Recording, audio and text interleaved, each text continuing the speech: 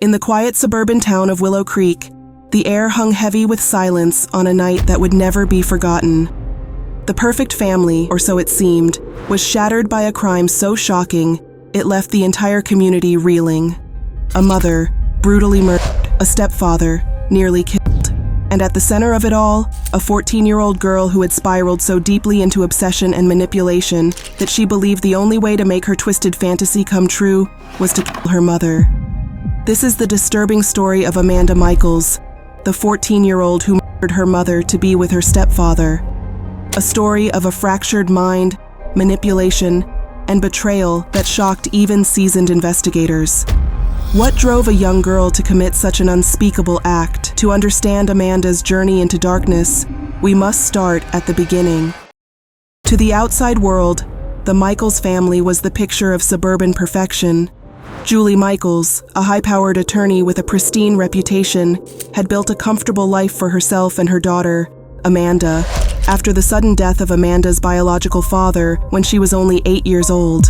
For 6 years, it had just been Julie and Amanda, but everything changed when Eric Michaels came into their lives. Eric Michaels was a successful architect, known for his charisma and good looks. He swept Julie off her feet, and it wasn't long before the two married, blending their lives together. Amanda, only 8 at the time, quickly grew close to her new stepfather. To everyone around them, it seemed like the perfect modern family, but as we all know, appearances can be deceiving. While Julie was content with their life, the bond forming between Amanda and Eric was stronger than anyone anticipated. At first, it seemed like the typical stepfather-stepdaughter relationship. Eric was attentive and nurturing, stepping into the role of father figure easily. Amanda adored him, but this adoration quickly grew into something more, a deep, unhealthy fixation. Eric understands me like no one else. Mom doesn't get us. She's always in the way. Sometimes I wish it could just be the two of us. What no one knew, at least not yet, was that Amanda's admiration for Eric was far from innocent. In her mind, she saw him not just as a father figure, but as something more, a partner, a confidant, and ultimately, someone she believed she was destined to be with. As Amanda entered her teenage years, her behavior began to change. Once a bubbly, outgoing child, she grew more withdrawn and secretive. She spent hours locked away in her room, her phone becoming her closest companion. Julie noticed the changes, but chalked it up to typical teenage angst. She didn't realize that Amanda's obsession with Eric was growing deeper by the day. Amanda. I hate her. She's always in the way. It's like she doesn't even care about us. Eric. I know, but she's your mom. We have to be careful.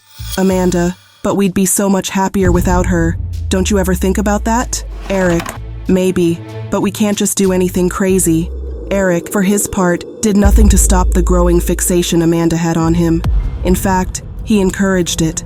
Through a series of increasingly inappropriate text messages, Eric manipulated Amanda, making her believe that they shared a special bond, one that Julie, her mother, could never understand. Julie had no idea that the two people she trusted the most were exchanging these secret messages. As Amanda's obsession grew, so did her resentment towards her mother.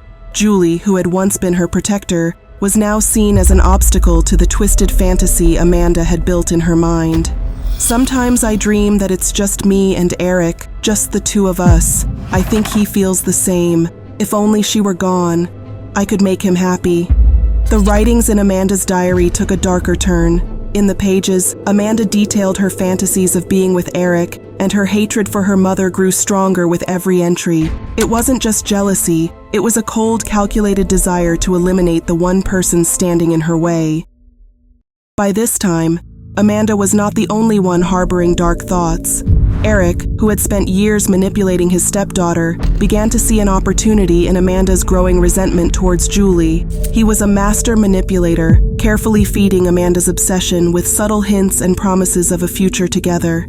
Eric, you know I care about you, Amanda, more than you think, but we can't do anything as long as your mom is around. It's complicated. Amanda, then let's get rid of her. Eric, let's not talk about that. It's not that simple. We have to be smart. Eric played a dangerous game, planting the seeds of violence in Amanda's mind without directly telling her to act. He knew she would eventually take matters into her own hands. He just had to wait. Amanda, I want to do it. I'll make it quick. She'll never see it coming. Eric, you're not serious, are you? It's not that easy. Amanda, I've thought it through. I know how to do it. Eric, just be careful. Don't do anything stupid. Eric's messages were vague enough to avoid direct guilt, but clear enough to continue fueling Amanda's belief that killing her mother was the only way to make their twisted relationship a reality. By the summer of Amanda's 14th year, her fixation had reached its peak. She had made up her mind. Julie had to die. After months of emotional manipulation and growing resentment, Amanda finally reached the breaking point. She found Eric's handgun hidden in his office and knew exactly what she had to do. Amanda, it's time. I'm going to do it tonight. Eric, don't be stupid, Amanda. Just wait. Amanda, no more waiting. She's gone tonight. Amanda's decision was final. That night, as Julie lay asleep in her bed, Amanda crept into the room, the cold steel of the gun shaking slightly in her hands. But her resolve was unshaken. She had rehearsed this moment in her head so many times. With one cold, calculated movement, Amanda fired the first shot. Julie woke up in shock, confusion in her eyes as blood gushed from her wound. But Amanda wasn't done. She fired again, and again. The sound of fire echoed through the house. In just a few seconds, Amanda's world had changed forever. Her mother, the woman who had raised her, was dead. But Amanda wasn't finished. She used Julie's phone to text Eric, luring him back home with a message that would seal her fate. Amanda, from Julie's phone, "Come home, honey. I need you." Eric, who had been expecting this message, returned home just as Amanda had planned. But as he stepped through the door, Amanda was waiting with the gun in hand. She fired once more, grazing Eric's shoulder. When the police arrived at the Michaels' residence, they were met with a scene of unimaginable horror. Julie lay dead in her bed, her body riddled with gunshot wounds. Amanda sat at the kitchen table, calm, her hands still stained with her mother's blood. There was no panic, no remorse, just cold detachment. Amanda was arrested on the spot, and within hours, the story had spread across the town of Willow Creek. The community was in shock. How could a 14-year-old girl, a child, commit such a brutal crime? And what role did Eric play in this horrific event? The trial of Amanda Michaels quickly became a media spectacle. Prosecutors painted Amanda as a cold-blooded killer, driven by jealousy and obsession. But her defense team argued that she was a victim, manipulated by her stepfather into believing that murder was the only way to secure their twisted future together. Prosecutor, ladies and gentlemen of the jury, what we have here is not just a case of teenage rebellion gone wrong. Amanda Michaels planned this murder. She executed it with precision and calculation, but she didn't act alone. Behind her was Eric Michaels, the man who had manipulated her for years, pushing her toward this unthinkable crime. Eric, in his testimony, denied any involvement in the crime. He claimed that Amanda had acted on her own, that he had no idea what she was planning. But the text messages told a different story. Eric, don't do anything rash. We'll figure this out together. Just be careful. The jury saw right through Eric's lies. The prosecution presented a mountain of evidence, text messages, diary entries, and testimony from Amanda herself that painted Eric as the mastermind behind the murder. Amanda, they argued, was a vulnerable, impressionable girl who had been emotionally manipulated by a man she trusted. The trial of Amanda Michaels became one of the most talked about cases in recent years.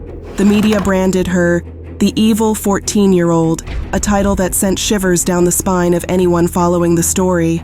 But behind the sensational headlines, the trial was far more complex than just a teenage girl gone wrong. It was about manipulation, obsession, and ultimately, the exploitation of a vulnerable mind by a man she trusted more than anyone, her stepfather, Eric Michaels. After months of testimony, including chilling evidence of Amanda's text messages, diary entries, and the gruesome details of Julie's murder, the prosecution painted a clear picture of premeditated murder. But Amanda's defense team argued that she was not the mastermind behind the killing. She was merely a puppet in a much larger scheme orchestrated by her stepfather. Amanda's defense centered on the psychological manipulation she had suffered at the hands of Eric. The defense attorney, a seasoned professional, made an emotional appeal to the jury, painting Amanda as a victim, a young girl who had been groomed and brainwashed by a man who should have protected her. Defense attorney, Ladies and gentlemen of the jury, Amanda Michaels was just 14 years old when her mind was poisoned by the very man she trusted, her stepfather, Eric Michaels. He manipulated her, exploited her emotions, and convinced her that the only way to earn his love was to eliminate her mother. She is not the monster the prosecution claims she is. She is a victim. But the prosecution had a different story. They argued that, while Amanda may have been influenced by Eric, she knew exactly what she was doing. Her actions, stalking her mother in the dead of night, firing 3 cold-blooded shots, and luring Eric into an ambush, were not the impulsive actions of a manipulated child. They were the deliberate choices of a girl consumed by obsession and hatred. Prosecutor: Amanda Michaels pulled the trigger. She planned this murder, and she carried it out with precision. The text messages, the diary entries, and the brutal way she executed her mother all point to one undeniable fact. This was premeditated murder. She is not a victim of Eric's manipulation. She is the mastermind behind this horrific crime. After only 3 hours of deliberation, the jury returned with their verdict. The courtroom fell silent as the jury foreman stood, holding the fate of Amanda Michaels in his hands. Jury foreman: we, the jury, find the defendant, Amanda Michaels, guilty of first-degree murder. The verdict sent shockwaves through the courtroom. Julie's family members wept quietly, while Amanda's defense team sat in stunned silence. Amanda herself remained emotionless, as if she had already accepted her fate long before the words were spoken. News anchor: Amanda Michaels has been found guilty of first-degree murder, and the sentencing phase will begin shortly. The young girl, who became infamous as the evil 14-year-old, now faces life in prison for the brutal killing of her mother, Julie Michaels. But the story doesn't end here. The trial of Eric Michaels, the man accused of manipulating Amanda into committing this crime, is set to begin in just a few weeks. While Amanda's trial had gripped the nation, it was the trial of Eric Michaels that truly revealed the depths of manipulation and deceit that had plagued the Michaels household. Eric, once seen as the charming, successful architect and loving stepfather, was now on trial for conspiracy to commit murder. The prosecution's case was clear. Eric had groomed Amanda, manipulated her emotionally, and ultimately convinced her that the only way they could be together was to kill Julie. Eric's trial was a spectacle. The prosecution presented hundreds of text messages between Eric and Amanda, painting a chilling picture of emotional grooming. These were not the conversations of a concerned father and daughter. They were the conversations of a predator and his victim. Amanda: I hate her. I want her gone. It's the only way we can be together. Eric: you know what you have to do. Just don't get caught. It'll all be worth it when it's just us. You're the only one who understands me, Amanda. These messages, along with Amanda's diary entries, painted a picture of Eric as a calculating manipulator. He had spent years grooming Amanda, playing on her insecurities and her desire for love and approval. He convinced her that the only way to achieve happiness was to eliminate Julie. Prosecutor: ladies and gentlemen of the jury, what you will hear in this courtroom is not just a story of a young girl driven to madness by her obsession. You will hear how Eric Michaels, a grown man, preyed on the emotional vulnerabilities of a teenage girl and turned her into a weapon. He knew exactly what he was doing, and he must be held accountable for the death of Julie Michaels. Defense attorney: Eric Michaels is not a monster. He never asked Amanda to kill Julie. Yes, their relationship was inappropriate, but it was Amanda's own twisted mind that led to this tragic outcome. Eric is guilty of poor judgment, but he did not conspire to commit murder. The defense's argument hinged on the idea that Amanda acted alone, that Eric was merely a passive participant in the unfolding tragedy, but the evidence presented by the prosecution was overwhelming. The text messages, the diary entries, and even Amanda's own testimony painted a clear picture. Eric had orchestrated the entire plot. Amanda: he told me we would be together. He said that if my mom was gone, everything would be better. I thought I was doing it for him. I didn't know what else to do.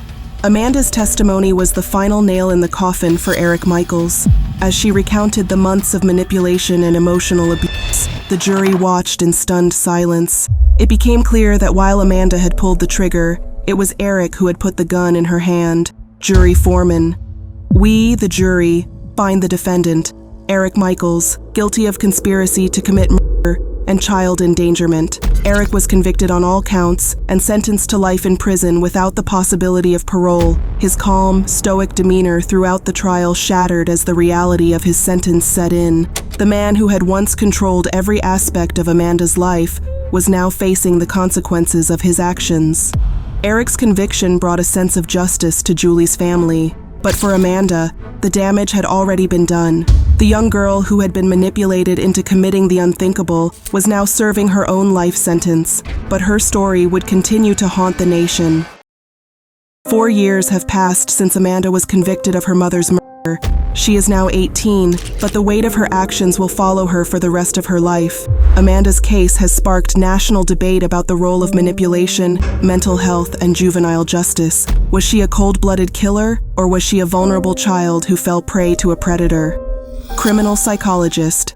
Amanda's case is unique in that it forces us to confront the fine line between victim and perpetrator. She was clearly manipulated by Eric, but at the same time, she made a choice to commit murder. It's difficult to say where the line is drawn in terms of accountability. Legal expert.